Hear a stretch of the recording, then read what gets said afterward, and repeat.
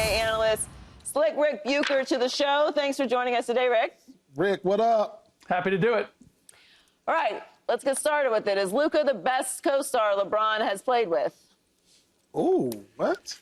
I would say he's the most talented offensive player he's ever played with. I'm not gonna diss Dwayne Wade like that. To me, the most accomplished, best all-around player, the player who showed LeBron James how to be the leader of a championship team. I can't take that away from Dwayne Wade. We can go back and forth, and I'm sure Paul would love to, about exactly how talented, purely talented Dwayne Wade was.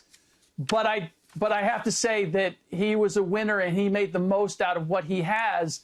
And we wouldn't even be debating this if Luka was making the most out of what he has. I think that's the reason why he's not in a Dallas Mavericks uniform now, is because as great as he is, he's leaving something on the table. No, Joy and Rick, I don't think that's the case. I mean, obviously, when Anthony Davis is healthy, we know what that was all about. Anthony Davis was clearly a top 4 or 5 player in the NBA when he was healthy, especially over the last several years of his play. Dwayne Wade, Kyrie, those are the 3 guys that he won the championship with. Let's see if we win one in L.A. with Luka and LeBron. But those 3 dudes right there, you can't discount them at all in this situation. I agree with that. And Anthony Davis is right there. The difference for me is at one point, Dwayne Wade was the driving force of that Miami Heat team. And LeBron, when they lost the first time around, and LeBron came in and learned how to be that number 1 guy. Anthony Davis has never been that number 1 guy. And this is one of the reasons why the Los Angeles Lakers made this trade, is because they're thinking, we can't, LeBron's about to step off. Can we build a team around Anthony Davis as the number 1 guy? No, we have to go get somebody else. So they went and got Luka. And meanwhile, the Dallas Mavericks are looking at it saying, we like the way Kyrie's playing. We think we have all the pieces. If we can put Anthony Davis insert him into what we already have, we have a better chance of playing for a championship than we did going into the weekend. Rick, you've been around the game for a long time, and I tweeted this right when I saw it was really news. Can LeBron and Luka really coexist? Coexist, like be successful, coexist. Together. They're the same guy. They're the same guy. That's what I said. And neither one of them is effective. Like, can they get along? Yes. Look, I think that there's enough mutual respect there that I don't think they're going to step on each other intentionally. I don't think there's going to be disagreements, but can they be effective playing together?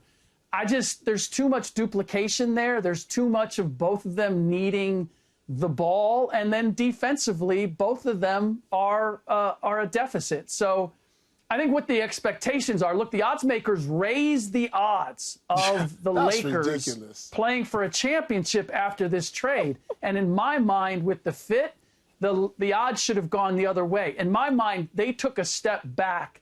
They were saying essentially, LeBron, and one of the reasons why they didn't confer with him before making the deal was, you know what, it's time for us to move on. We need to go find our next superstar. And we're getting a guy who just happens to be almost the carbon copy of the guy that they have right now. He's only 15 years younger. Why isn't he a Maverick still? Like, the rumors, the reasons that we're hearing, to me, just do not add up to letting go of a 25-year-old, 5-time All-NBA star that just had you in the NBA Finals last year. Oh, he's difficult. Oh, he's not in shape. Oh, he doesn't play defense. Wah. I mean, it doesn't add up to trading a player of this caliber. It's 2 things colliding, Joy. It's number 1, the way they lost in the finals. And the fact that they lost in the finals because Luka was exploited defensively. The Boston Celtics attacked him at every opportunity. And he wasn't conditioned enough to be able to carry everything that he did through the entire season. And then everything that happened with him and the referees, that he lost his cool, he lost his composure, which really surprised me because of all the experience that he'd had as a champion in Europe. That's not what I expected to see, and yet that's what they saw. So that happened, and then he comes back this year, and he's the same guy. There was no motivation to say, you know what, I lost my chance at a ring. I learned my lesson. I'm coming back a different guy. And so as Nico Harrison looked at having to make a decision this coming summer as to whether he's going to pay Luka $345 million, essentially start paying him twice as much as he's making right now, which is going to limit his ability to put talent around him, is Luka the kind of guy that is going to step up and take us to a championship, is going to finish the deal?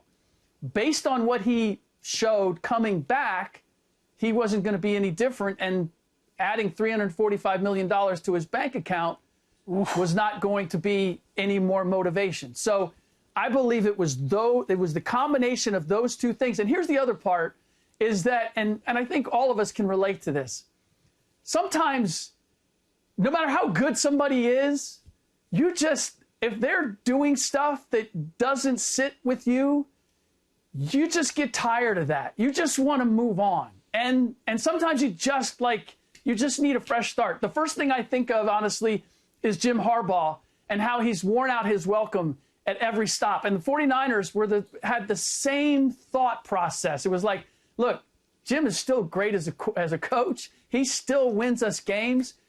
We're just done. We're done with putting up with everything that comes with it. And we'll see if the Dallas Mavericks end up paying a price for having basically lost their patience with Luka. But the combination of those forces is why the Dallas Mavericks decided to move on. I hear you, Rick, and I've been hearing this all morning from different sports networks, but in saying all this, I haven't heard not one thing that wasn't fixable.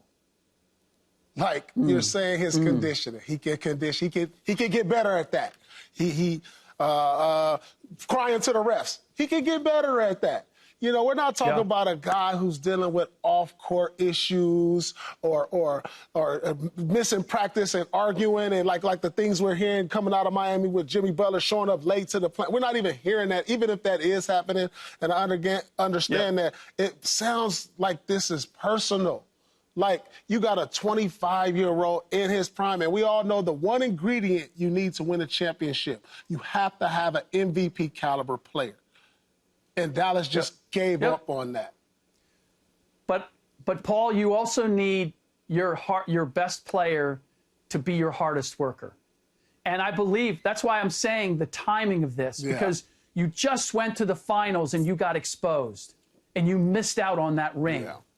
You would think if those things were truly fixable, if Luka felt like he had to fix those things, that he would have come back this year a different motivated player. And I think when the Dallas Mavericks saw that, and keep in mind, they're also under new ownership. Mark Cuban has said, and I agree, and I'm convinced he would never make this trade.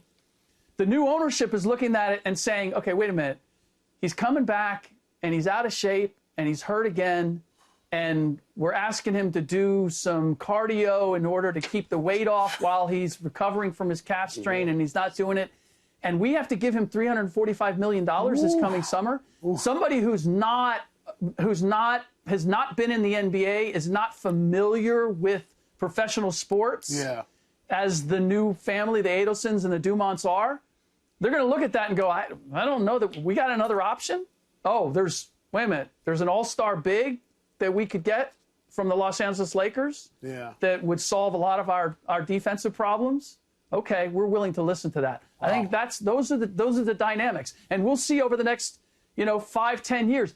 I would not be surprised if Luka Dončić goes to Los Angeles and his hair is on fire and he wants to prove everybody wrong and he gets into the best shape of his life and he becomes the player that the Dallas Mavericks hoped he would be. But I don't know if that would have ever happened if he hadn't had to leave Dallas and had that motivation added to it. All right, Rick, let's turn the page on the 2025 NBA champion Los Angeles Lakers and move to the Dallas Mavericks in this situation. Looking ahead for the Mavericks, how far can Kyrie and AD take the Mavs? I'm looking at the Western Conference, and I don't see any reason why they can't compete to go back to the finals.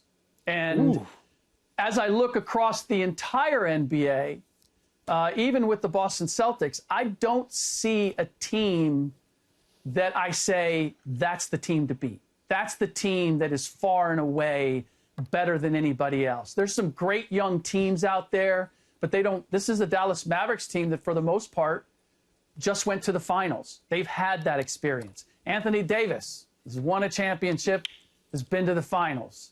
Kyrie Irving, obviously, has that experience. So I look at the Dallas Mavericks, and I feel they're as capable as any team in the league of winning a championship. Now, the big question is going to be, the part where you're going to miss Luka, is he was such a phenomenal playmaker. He could get a lot of guys who don't necessarily have tremendous offensive skills.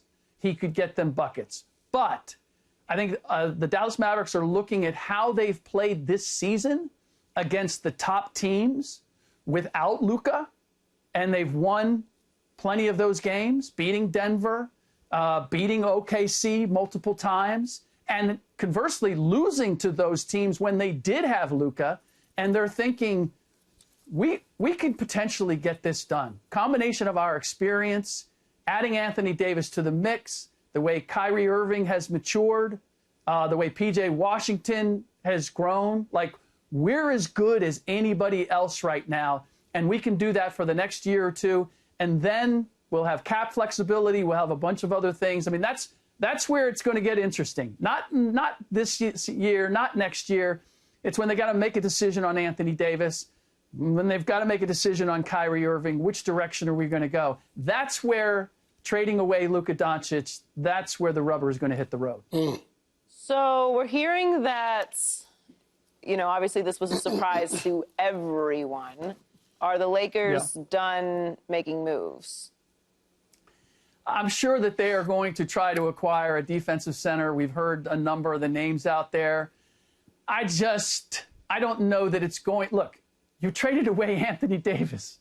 Anthony Davis playing like an MVP candidate, at least at times, and a Defensive Player of the Year candidate, had this team as a subpar defensive team.